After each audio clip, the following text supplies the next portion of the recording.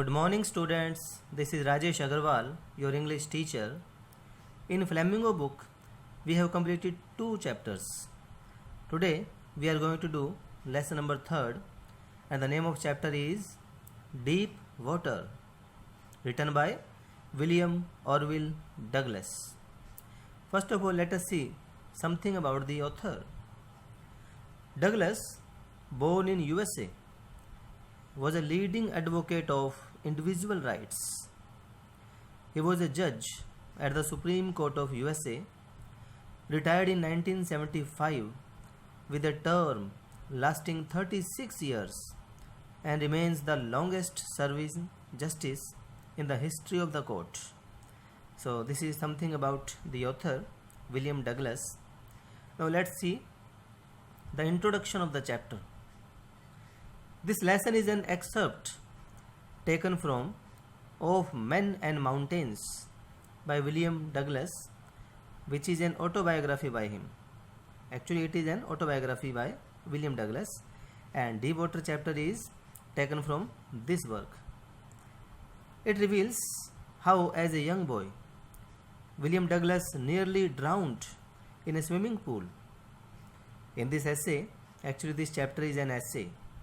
So in this essay, Douglas talks about his fear of water and thereafter how he finally overcome it. He tells us that when he was 3 or 4 years old, he had an aversion.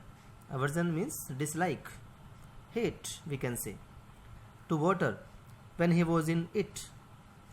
When Douglas was in water, he started hating the water. After he overcomes his fear of water, a great truth dawns upon him.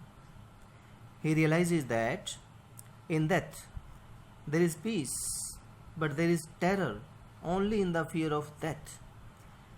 Therefore, one should overcome the fear itself. So this is the introduction of the chapter. Now let's see what is the theme of the chapter. In this lesson, the author wants to convey that we should convince ourselves, we should satisfy ourselves that it is not death, but the fear of death that brings terror and panic in our minds. We should know this fact that each person has to die one day. No one is immortal, which never dies. Once we accept the inevitability of the death, we will overcome the fear of death. The lesson conveys the idea that fear is a great obstacle. Obstacle means hurdle to our happiness and progress. It is a negative feeling which paralyzes us and makes us passive. We can't avoid it, but we can overcome it with persistent efforts, continuous efforts, hope and determination. At the same time, we should endeavor, means try, not to allow the past fear to spoil our present pleasures. So in this way, we get the theme of the chapter. Now let's proceed further to the summary of the chapter. The story has been taken from the author's autobiography, Of Men and Mountains. In this piece, he tells about his fear of water and how he conquered, how he win it by determination and willpower. As a child, when he was 3 or 4 years old, he would go to the beach in California. California is in USA. With his father, he would get scared. Scared means afraid by the might, power of the huge waves, big waves, which swept over him, and it instilled a fear in his subconscious mind. A few years later, in his eagerness to learn swimming, he joined a swimming pool, where an incident further increased his terror. He was pushed into the pool by another boy and experienced death closely. Many years after that incident, he stayed away from water, but the desire to go fishing and swimming in nature was so strong enough to motivate him to overcome his fear. He learnt swimming with the help of an instructor who ensured that William knew swimming well enough to be able to swim in huge lakes and waterfalls also. Still, when he would swim, the fear from his childhood experiences embedded in his subconscious mind, means the fear is there in his mind, would grip him, make a hold over William Douglas, and over again. He wanted to conquer that fear. William Douglas wants to win that fear.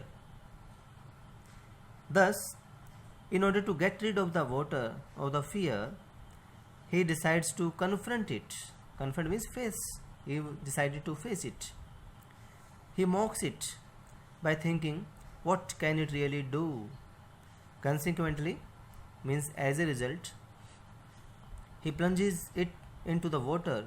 He jumps into the water, and to his surprise, his fear goes away. He faced it in many places and at last managed to conquer it. At the last, William Douglas win the fear of water. So this is the summary. Now let us discuss the lesson and its explanation. It had happened when I was 10 or 11 years old. I had decided to learn to swim. There was a pool at the YMCA in Yakima that offered exactly the opportunity. The Yakima River was treacherous. Mother continually warned against it and kept fresh in my mind the details of each drowning in the river. But the YMCA pool was safe. It was only 2 or 3 feet deep at the shallow end, and while it was 9 feet deep at the other, the drop was gradual. I got a pair of water wings and went to the pool. I hated to walk naked into it and show my skinny legs, but I subdued my pride and did it. First of all, we will see some difficult words from this text. The very first word is YMCA. YMCA, the full form is Young Men's Christian Association. This is YMCA. Yakima, a place in Washington, USA. Yakima is a place. Treacherous means dangerous. Drowning means to die of being underwater too long. Shallow means not deep. Drop means slope from the shallow area to the deep area. Then gradual. Gradual means happening slowly. Water wings means apparatus to help swimming. The instruments which are used in swimming called water wings. Subdued means to overcome, to control over something. Pride means self-respect. Now we will see the explanation of this text which we have covered till now. The writer narrates his experience. He was 10 or 11 years old when he had joined the YMCA swimming pool to learn swimming. He did not go to the Yakima River to swim as it was considered dangerous. This shows that he had a prior fear of water. William's mother would warn him not to go near the Yakima River and would discuss the various incidents of drowning. He felt that the pool at YMCA was safer.